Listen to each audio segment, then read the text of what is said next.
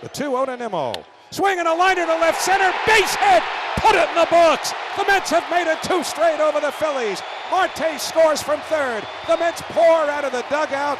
And a group of happy Mets are jumping up and down, celebrating a 6-5 win over Joan Duran and the Phillies.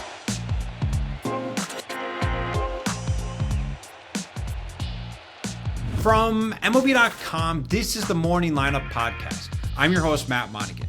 Today is Wednesday, August 27th. And can the Phillies and the Mets just play against each other every single night? No, that's not allowed?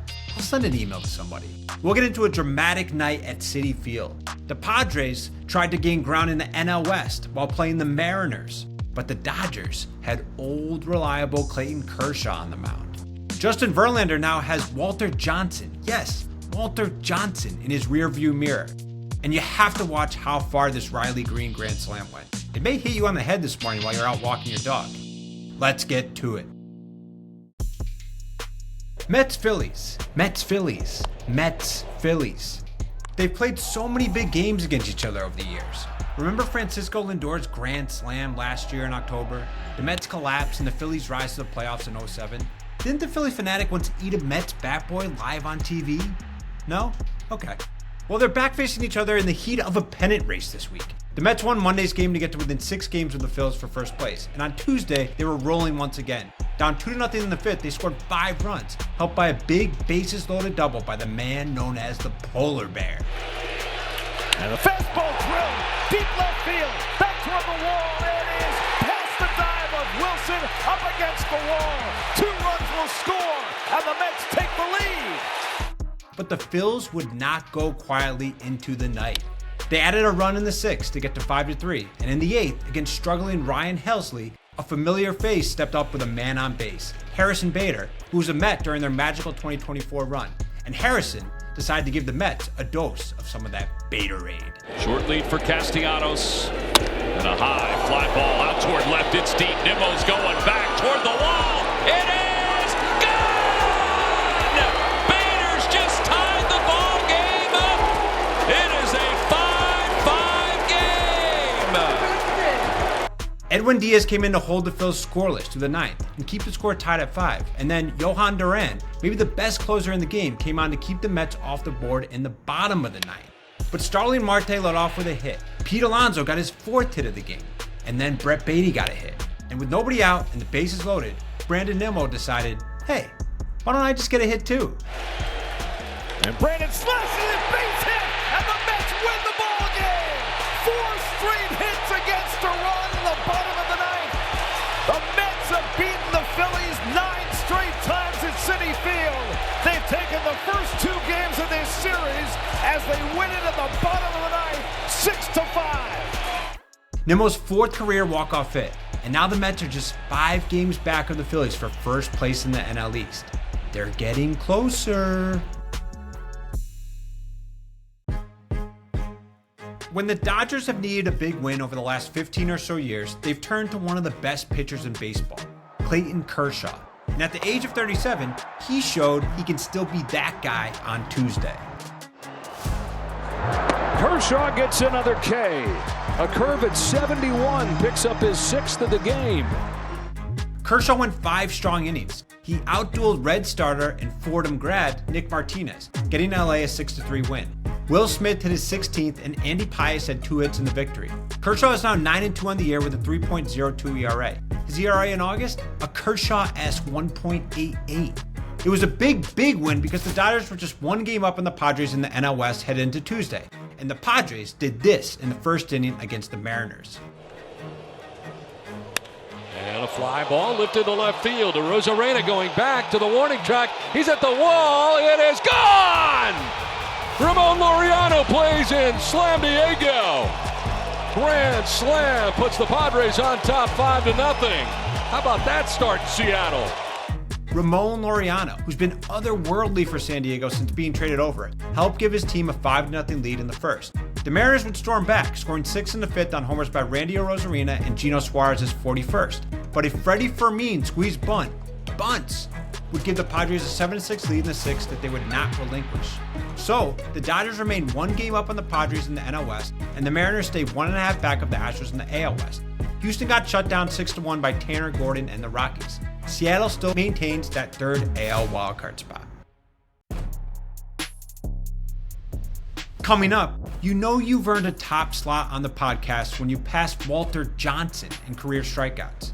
That's after the break.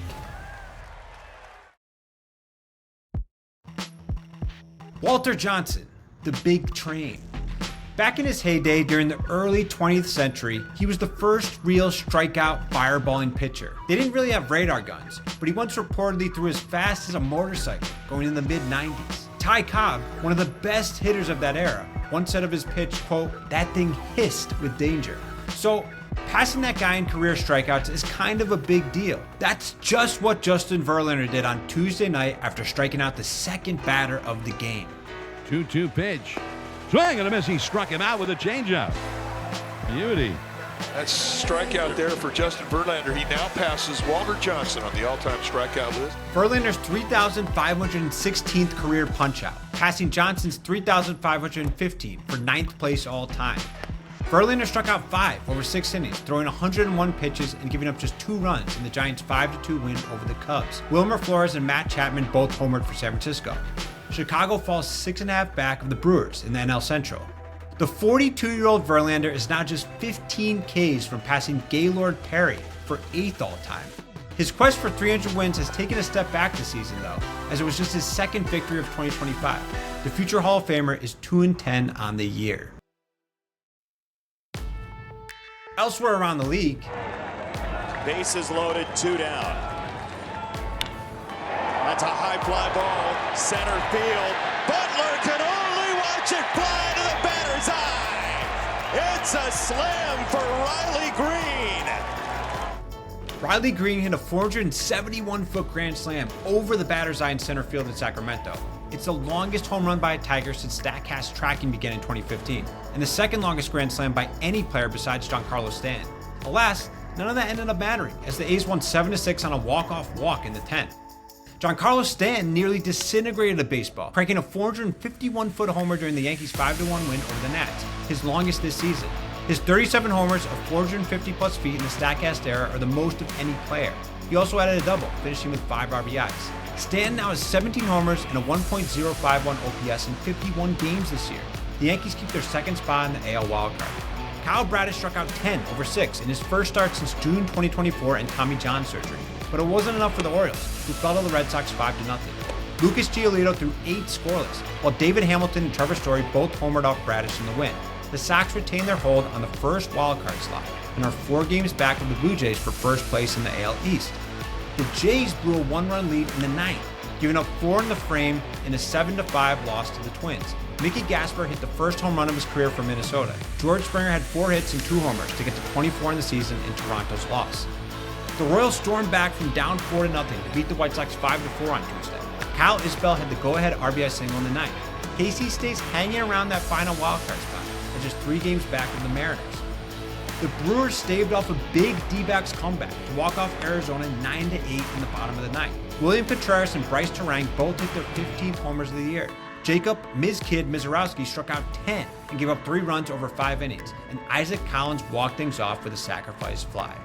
For any other news and scores, head on over to MLB.com.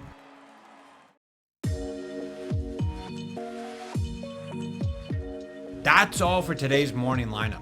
Mandy Bell will be back tomorrow to fill you in on all of Wednesday's action. Games to watch today? I'm glad you asked. Max Fried will lead the Yankees against the Nationals at 1:05 Eastern on MLB Network. And at night, Shohei Ohtani will take the mound for the Dodgers against Nick Lodolo and the Reds at 8:40 Eastern on MLB.tv. He might throw a no-hitter. He might hit a home run. He might do both. How cool is that? And as always, please don't forget to leave us a rating and a review, share this podcast with the baseball lovers in your life, and enjoy all of the baseball today.